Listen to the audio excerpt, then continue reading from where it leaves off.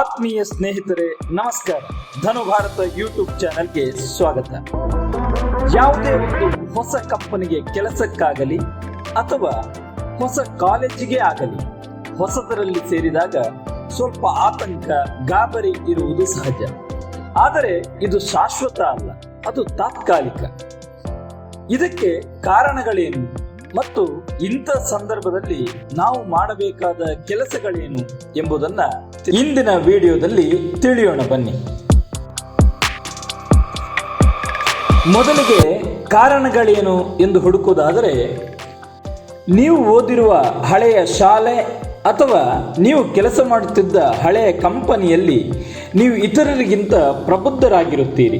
ಅಲ್ಲಿನ ಹೆಚ್ಚಿನ ಎಲ್ಲ ಆಗುಹೋಗುಗಳು, ನಿಯಮಗಳು ಹಾಗೂ ಎಲ್ಲರ ಪರಿಚಯವೂ ನಿಮಗಿರುತ್ತದೆ.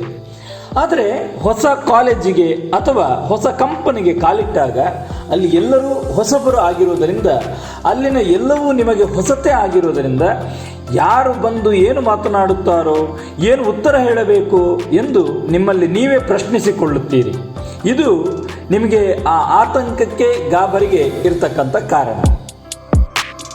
ಇಂತಹ ಸಂದರ್ಭದಲ್ಲಿ ಮೊದಲು ನಾವು ಮಾಡಬೇಕಾದ ಕೆಲಸವೇನು ಅಂದರೆ, ಅಲ್ಲಿ ಪ್ರತಿಯೊಬ್ಬರೂ ಹೊಸಬ್ಬರೇ ಆಗಿರೋದರಿಂದ ಮುಗುಳ್ನಗೆಯಿಂದ ನಿಮ್ಮ ಜೊತೆಗೆ ಕಂಪನಿಗಾಗಲಿ ಅಥವಾ ಕಾಲೇಜಿಗೆ ಆಗಲಿ ಸೇರಿದವರನ್ನ, ಪಕ್ಕದಲ್ಲಿರುವವರನ್ನ ಮೊದಲಿಗೆ ಮಾತನಾಡಿಸಿ, ಮತ್ತೆ ಮಾತು ಬೆಳೆಸಿ. ಆಗ ನಿಮಗೆ ಒಬ್ಬ ಜೊತೆಗಾರ ಸಿಕ್ಕಂತೆಯೇ ಬಹುಶಃ ಅವರು ಕೂಡ ನಿಮ್ಮಂತೆಯೇ ಆತಂಕದಲ್ಲಿರಬಹುದು. ನೀವು ಅವರಿಗೆ ಧೈರ್ಯ, ಅವರಿಗೆ ನೀವು ಧೈರ್ಯ. ಅಲ್ಲಿಂದ ನೀವು ಪರಸ್ಪರ ವಿಚಾರಗಳನ್ನು ವಿನಿಮಯ ಮಾಡಿಕೊಳ್ಳಬಹುದು.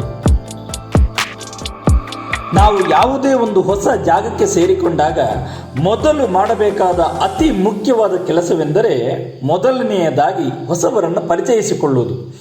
ಮೊದಲು ಪರಿಚಯವಾದವರು ಯಾವಾಗಲೂ ಶಾಶ್ವತ ಸ್ನೇಹಿತರಾಗಿಯೇ ಇರುತ್ತಾರೆ.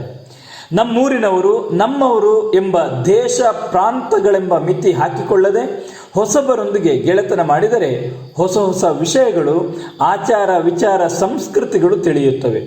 ನಮ್ಮವರೊಂದಿಗೆ ಯಾವಾಗ ಬೇಕಾದರೂ ಮಾತನಾಡಬಹುದಲ್ಲವೇ? ಆದರೆ ನೆನಪಿನಲ್ಲಿಟ್ಟುಕೊಳ್ಳಬೇಕಾದ ಬಹುಮುಖ್ಯವಾದ ಅಂಶ ಏನೆಂದರೆ, ಯಾರನ್ನು ಯಾವುದೇ ಕಾರಣಕ್ಕೂ ದೂರ ಮಾಡಬೇಡಿ. ಯಾಕೆಂದರೆ ನಾಳೆ ಅದ್ಯಾವುದೋ ಒಂದು ದೊಡ್ಡ ಸಂಸ್ಥೆಯಲ್ಲಿ ನೀವಿಬ್ಬರು ಒಟ್ಟಿಗೆ ಸಹೋದ್ಯೋಗಿಗಳಾಗಿ ಕೆಲಸ ಮಾಡಬೇಕಾಗಬಹುದು. ಎಲ್ಲರನ್ನೂ ಪ್ರೀತಿಸಿ, ಯಾರನ್ನು ದ್ವೇಷಿಸಬೇಡಿ. ಪರಸ್ಪರ ಸಹಕಾರದ ಬದುಕು ನಮಗೊಂದು ನೆಮ್ಮದಿಯನ್ನು ಕೊಡುತ್ತವೆ. ಆತ್ಮೀಯ ಸ್ನೇಹಿತರೆ, ಇಂಥದ್ದೇ ಅನೇಕ ವಿಚಾರಗಳನ್ನು ಕೇಳುವ ಕುತೂಹಲ ನಿಮಗಿದ್ದರೆ ಹಿಂದೆ ಧನು ಭಾರತ ಯೂಟ್ಯೂಬ್ ಚಾನಲ್ನ ಸಬ್ಸ್ಕ್ರೈಬ್ ಮಾಡಿ ಮತ್ತು ನೋಟಿಫಿಕೇಶನ್ಗಾಗಿ ಬೆಲ್ ಐಕಾನ್ನ ಕ್ಲಿಕ್ ಮಾಡಿ. ಈ ವಿಡಿಯೋ ಇಷ್ಟ ಆಗಿದ್ದರೆ ಲೈಕ್ ಮಾಡಿ ಮತ್ತು ಶೇರ್ ಮಾಡೋದನ್ನು ಮರಿಬೇಡಿ. ಮುಂದಿನ ಹೊಸ ವಿಚಾರದೊಂದಿಗೆ ಹೊಸ ವಿಡಿಯೋದಲ್ಲಿ ಮತ್ತೆ ಭೇಟಿಯಾಗೋಣ. ನಮಸ್ಕಾರ.